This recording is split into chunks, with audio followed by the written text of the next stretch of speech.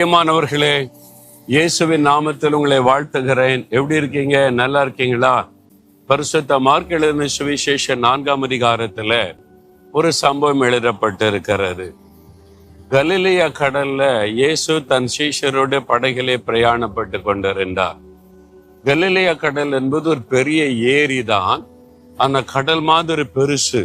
சில சமயம் காற்று வீசும் பொழுது அலைகள் கொந்தளித்து எழும்பும். கடல் அலை மாதிரி அலைகள் எழும்பும். பெரிய காற்று வீசும் போது பெரிய ஆபத்து வரும். அதனாலதான் அது கடல் என்று அழைக்கப்படுகிறது. அந்த கடல்ல படகுல சீஷரோட பிரயாணப்படும் போது திடீரென்று பெரும் காற்று வீச ஆரம்பித்தது. அலைகள் கொந்தளிக்க ஆரம்பித்தது. படகு அமிழ்ந்து விடுகிற ஒரு சூழ்நிலை. இந்த மாதிரி ஒரு பெரும் காற்றும் கடல் அலை கொந்தளிக்கிற சூழ்நிலை. இனி அவ்வளவுதான் என்கிற ஆபத்தான சூழ்நிலை. அந்த நேரத்துல இயேசுவை அவங்க கூப்பிடுறாங்க. இயேசு அமைதியாய் நித்திரை பண்ணி இளைப்பாறும் போது கூப்பிடுறாங்க. அவசரப்பட்டு தட்டி எழுப்புறாங்க. இயேசு எழுந்தா இறையாதை அமைதலாருன்னு சொன்னார். காற்று அமைதியாகி விட்டாரு.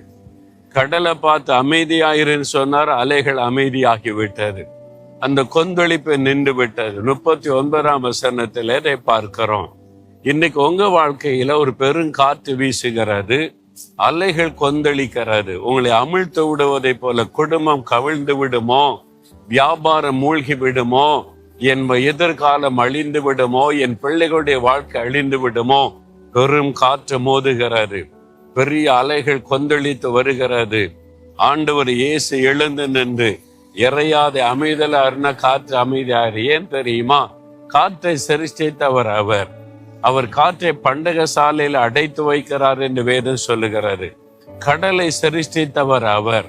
அவர்தான் அதை உண்டாக்குனதுனால அவர் சொன்னா எல்லாமே கீழ்ப்படியும். உங்க வாழ்க்கையில வரக்கூடிய எந்த பிரச்சனை போராட்டமானாலும் இயேசு எழுந்திருப்பார். உங்க வீட்டுல உங்க வாழ்க்கையில அவர் கூட இருக்கிறார்ல, அவரோட தானே நடக்கிறீங்க. பிறகு பயப்படுறீங்க. அவர் திரும்பி பார்த்து இறையாதே அமைதலாருன்னா காற்று அமைதியாயிரும். கடல் அலைகளை பார்த்து இதுக்கு மேல எழும்பாத அப்படின்னா அமைதியாகிடும். ஒரே ஒரு வார்த்தை சூழ்நிலை மாறிடும். இன்றைக்கு கர்த்தர் மாற்ற போகிறார். உங்களுக்கு விரோதமா எழும்புகிற காற்றை அடக்கி அலைகளின் கொந்தளிப்பை அடக்கி அமைதல் உண்டாக்க போறார். விசுவாசிக்கிறீங்களா? அப்படின்னா கரமைத்து சொல்லுங்க, இயேசுவின் நாமத்தினாலே எனக்கு விரோதமா என் குடும்பத்துக்கு விரோதமா எழும்புகிற காற்றை அமைதல் படுத்துகிற இயேசுவுக்கு ஸ்தோத்திரம். அலைகளை அமைதல் படுத்துகிற தேவனுக்கு ஸ்தோத்திரம்.